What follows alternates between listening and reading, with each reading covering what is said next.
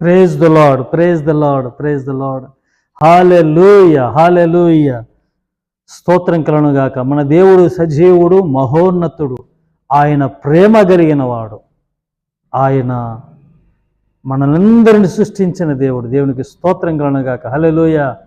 మరి గడిచిన రాత్రంతో మంచి నిద్రను ప్రసాదించి దేవుడు నూతన దినాన్ని ఇదిగో మనకిచ్చాడు. ఆయన దయ, ఆయన కరుణ కదండి, ఆయన కరుణ, ఆయన దయ వలనే ఈ నూతన దినంలో మనము ప్రవేశించాం. ప్రేమటి వారులారా, మరి ఉదయకాల సమయంలో ఆయన పాద సన్నిధిని మీరు అనుభవించారండి. ఆయన పాద పద్మం మీద ఆయన శరణుజొచ్చారా? కృప కొరకు వేడుకున్నారా? ఉదయకాల సమయంలో కృప కొరకు వేడుకోండి, ఆయన పాద శరణాన్ని కోరుకోండి.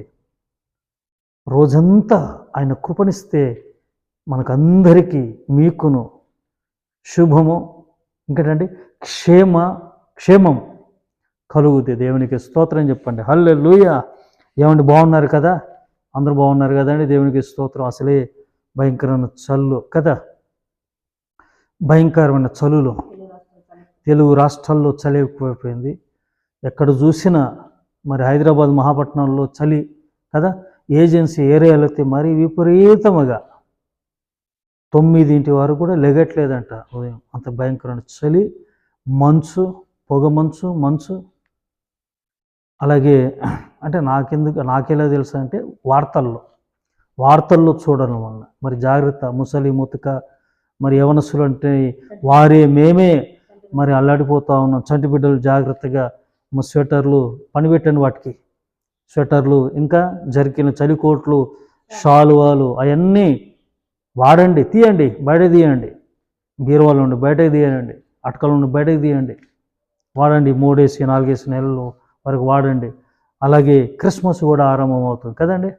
ఆల్రెడీ ఈ మధ్యలో 2 రోజుల క్రితమే నేను చూసా యూట్యూబ్లో ఓ సేవకులు క్రిస్మస్ ప్రసంగాన్ని బోధిస్తూ ఉంటే భలే వింతగా అనిపించింది. ఇంకా డిసెంబర్ రాలేదు కదండి, అంటే ఎప్పుడో ఆరంభమైపోయింది క్రిస్మస్ మరి వాతావరణం. ఏమండి, మరి బాగా కష్టపడండి, ఉద్యోగాలకు వెళ్ళండి, సంపాదించండి, చక్కగా హ్యాపీగా ఉండండి. దేవునికి స్తోత్రం చెప్పండి. హల్లెలూయా చెబుదామండి. హల్లెలూయా. మరి ఈరోజు గురువారం, లక్షవారం. మరి ఈ రోజుకంతా ఈ డైలీ పీరియడ్లో దేవుడు ఇచ్చినటువంటి వాక్యాన్ని మనం చదువుకుందాం. దేవుని వాక్యము చూడండి, మత్తయి సువార్త 5వ అధ్యాయము. మత్తయి సువార్త 5వ అధ్యాయము 3వ వాక్యం మీకు స్క్రీన్ మీద కనబడుతుందండి. చూడండి స్క్రీన్ మీద. 5వ అధ్యాయం 3వ వచనం నేను చదువుతాను. ఆత్మ విషయమై దీనులు అయిన వారు ధన్యులు, పరలోక రాజ్యము వారిది. మరలా చదువుతానండి. ఆత్మ విషయమై దీనులైన వారు ధన్యులు, పరలోక రాజ్యము వారిది. ఎందులో దీనత్వం ఉండాలండి? ఆత్మలో, ఆత్మ విషయమై. ఎవరిలో అయితే ఆత్మలో దీనత్వం ఉంటుందో, ఆత్మ విషయమై దీనత్వం కలిగి ఉంటారో, పరలోక రాజ్యానికి వారు సమీపముగా ఉన్నట్టు. పరలోక రాజ్యం వారిదే. మాకు తెలిసిన ఒక కుటుంబం ఉంది, చాలా ఏళ్ళ తరబడి మరి మల్కాజిగిరి ఆ ప్రాంతంలో, హైదరాబాద్లో మల్కాజిగిరి ప్రాంతంలో ఉంటారండి. పెద్దవారు, తల్లిదండ్రులు సమానులు.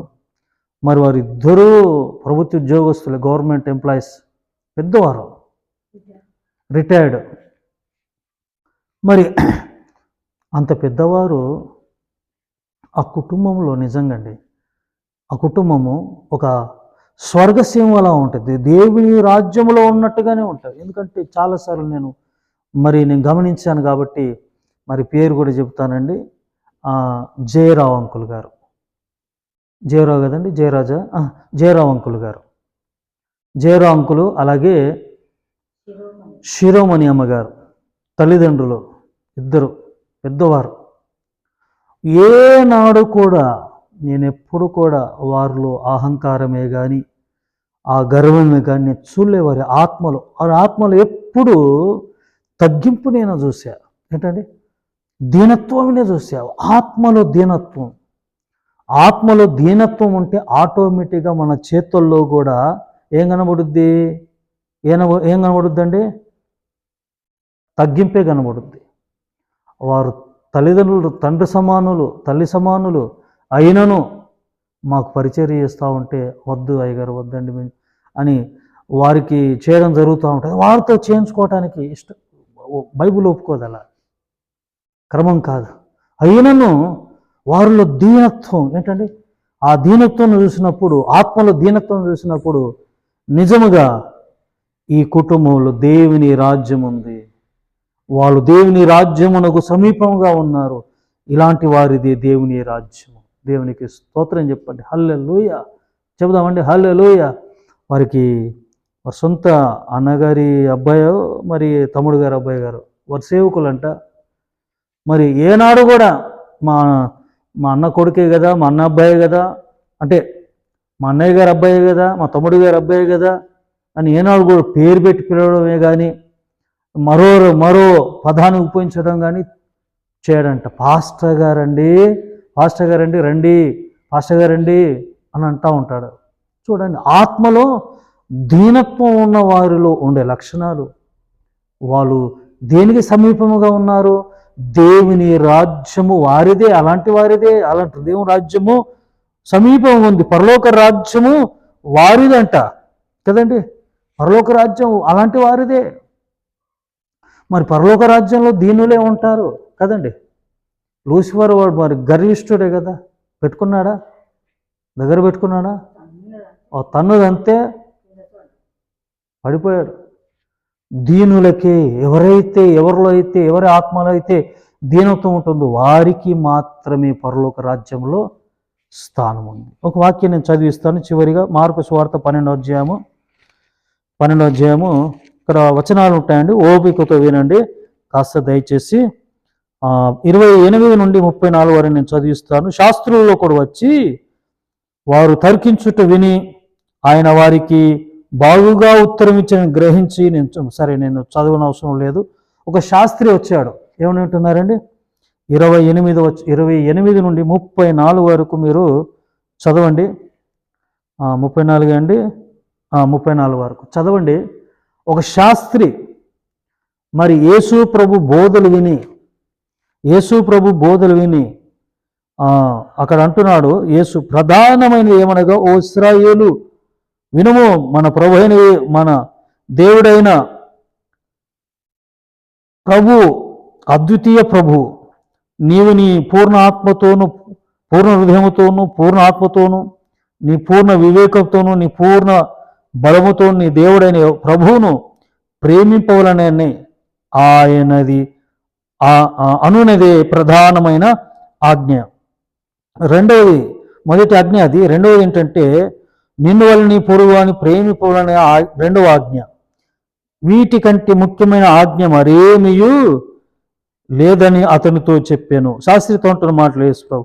అప్పుడు ఆ శాస్త్రి ఏమంటున్నాడు, బోధకుడా బాగుగా చెప్పితివి, ఆయన అద్వితీయుడును, ఆయన తప్ప వేరొకడును లేడని నువ్వు చెప్పిన మాట సత్యమే. పూర్ణ హృదయముతోనూ, పూర్ణ వివేకముతోనూ, పూర్ణ బలముతోనూ ఆయనను ప్రేమించుటయు, ఒకడు నిన్ను వలె నీ పొరుగువాని ప్రేమించుటయు, సర్వాంగ హోమములన్నిటికంటేను బలుల కంటేను అధికమని ఆయనతో చెప్పాను. నేను వింటున్నారా? ఇక్కడ అంటే సర్వాంగ హోమముల కంటేను బలుల కంటే శ్రేష్టమైనది ఏంటి? దేవుని ఆజ్ఞను, దేవుని మాటను పాటించుటే. శాస్త్రి చెప్తున్న మాటలు, జ్ఞానముతో చెబుతున్న మాటలు. అప్పుడు యేసుప్రభు అంటున్న మాటలు శ్రద్ధగా వినండి. అతడు వివేకముగా ఉత్తరమిచ్చినని యేసు గ్రహించి, నీవు దేవుని రాజ్యమునకు దూరముగా లేవని అతనితో చెప్పాను. స్తోత్రం చెప్పండి, హల్లెలూయా. వివేకముతో, జ్ఞానముతో సమాధానం చెప్తున్నాడు ఆ శాస్త్రి. బలులు అర్పించుట కంటే, సర్వాంగ హోమములు అర్పించుట కంటే ఇవి ఉన్నాయి కదా, నిన్ను వాళ్ళని పొరుగువాని పూర్ణ హృదయంతో దేవుణ్ణి ఆరాధించడము, స్తుతించడము, నిన్ను వాళ్ళని పొరుగువాని ప్రేమించడం, వీటికంటే మరి అధికమైనది ఏది లేదు కదా. ఆత్మలో దీనత్వం ఏముందండి? ఆ శాస్త్రి గుండెల్లో ఆత్మలో ఏముందండి? దీనత్వం, దీనుడుగా ఆ దీనత్వంతో చెబుతామంటే ప్రభు అంటున్న మాట ఏంటంటే, శాస్త్రి నీవు దేవుని రాజ్యమునకు దూరంగా లేవు, దగ్గరగా ఉన్నావు. ఎందుకంటే ఆత్మలో ఏందండి? దీనత్వము ఉంది. ఎలా తెలిసింది అని అంటే అంటాడు అక్కడ, ఎదుగో సర్వాంగ హోమములు అర్పించుట కంటే, బలువులు అర్పించుట కంటే ఈ ఆజ్ఞలు పాటించుటే అది మంచిది కదా అని అంటున్నాడు అక్కడ, గొప్పది కదా అంటున్నాడు. నిజమే కదండి. మరి ఆయన ఆజ్ఞలు పాటించడం ప్రాముఖ్యం. బలులు అర్పణలు అర్పించుట కంటే కదండి, దేవుని ప్రేమించడం, ఆయన ఆజ్ఞలను పాటించడం ప్రాముఖ్యమని అన్న ఆ మాటలకి యేసు ప్రభు అంటున్నాడు, నీవు దూరంగా లేవు, దేవుని రాజ్యానికి దగ్గరలో ఉన్నావు. కాబట్టి ఉదయకాల సమయంలో ప్రేమటి దేవుళ్ళారా, దేవుని రాజ్యానికి సమీపముగా ఉండాలంటే ఆత్మలో దీనత్వం ఉండాలి. ఏముండాలండి? ఆత్మలో దీనత్వం ఉండాలి. కొందరు ఉంటారు మామూలుగా ఉండరు, చిట్టెడిస్తే పుట్టడు ఏంటండి, చిట్టెడిస్తే పుట్టడు ఏగుతారంట. అట్ట ఉంటారు కొందరు. అట్ట కాదు, ఆత్మలో దీనత్వం అంటే దేవుని రాజ్యమునకు సమీపముగా ఉన్నట్టే. స్తోత్రం చెప్పండి, హల్లెలూయా. ఆత్మ విషయమై దీనులైన వారు ధన్యులు, పరలోక రాజ్యము వారిది. దేవుడు తన పరిశుద్ధ మాటలు దీవించి ఆశీర్వదించునగాక. ఆమేన్. చిన్న ప్రార్థన అండి. స్తోత్రం తండ్రి, పరిశుద్ధుడా, మహోన్నతుడగు తండ్రి, మరి ఆత్మ విషయమై దీనులైన వారు ధన్యులు, పరలోక రాజ్యము వారిదన్న నాయనా. ఇదిగో ప్రభా, ఓ శాస్త్రి ప్రభా, నీ మాటలు విని, ఇదిగో ప్రభా నీ మాటలు విన్నాడు, అలాగే తను కూడా చెబుతా ఉంటే దీనత్వం, ఆత్మలో దీనత్వం కలిగి, నిజమే నువ్వు దేవుని రాజ్యానికి సమీపంగా ఉన్నావు, దూరంగా లేవయ్యా అని అన్నావు. అవును ప్రభా, మేము ఎప్పుడైతే మా ఆత్మలు మేము దీనత్వం కలిగి ఉంటామో మీ రాజ్యాన్ని మేము అయ్యా సమీపముగా ఉన్నట్టే. అయ్యా నీకు స్తోత్రం కలుగుగాక. ఈ వాక్యమును ప్రతి బిడకు ఆత్మల దీనత్వమును మీరు దయచేస్తున్నందున దీనత్వంతో ఆత్మలో దీనత్వం కలిగి నీ రాజ్యానికి సమీపస్తులుగా ఉందురుగాకని ప్రార్థిస్తూ ఈ రోజంతా నీ కృపను దయచేయమని యేసు నామమున ప్రార్థించి వేడుకుంటున్నాను తండ్రి. Amen. God bless you all. May God bless our India. Praise the lord. అందరి వందనాలండి. Praise the lord.